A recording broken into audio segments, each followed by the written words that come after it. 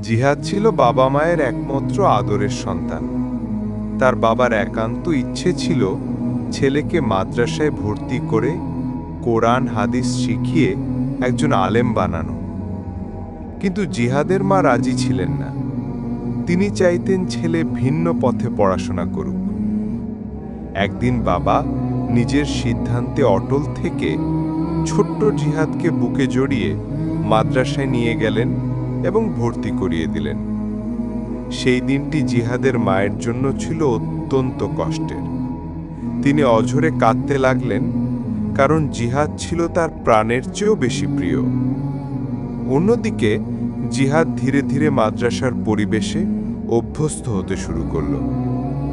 বাবা প্রতিদিন গাড়ি চালিয়ে কাজ করতে যেতেন, আর যখনই মাদ্রাসার সামনে দিয়ে যেতেন থেমে ছেলেকে এক নজর দেখতেন। দূর থেকেই লক্ষ্য করতেন তার জিহাদ মনোযোগ দিয়ে পড়াশোনা করছে কিনা। এইভাবেই কিছুদিন কেটে গেল। জিহাদ ধীরে ধীরে মাদ্রাসার পরিবেশে অভ্যস্ত হয়ে পড়েছিল। তবুও ঘরের স্নেহ আর মায়ের কোলে ফিরে যাওয়ার জন্য তার মন কাঁদত। অবশেষে একদিন মাদ্রাসা থেকে ছুটি পেল সে।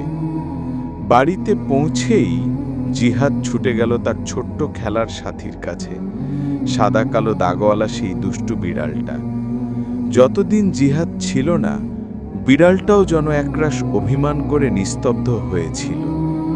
এবার হঠাৎ ছেলেটিকে দেখে খুশিতে লাফিয়ে উঠল।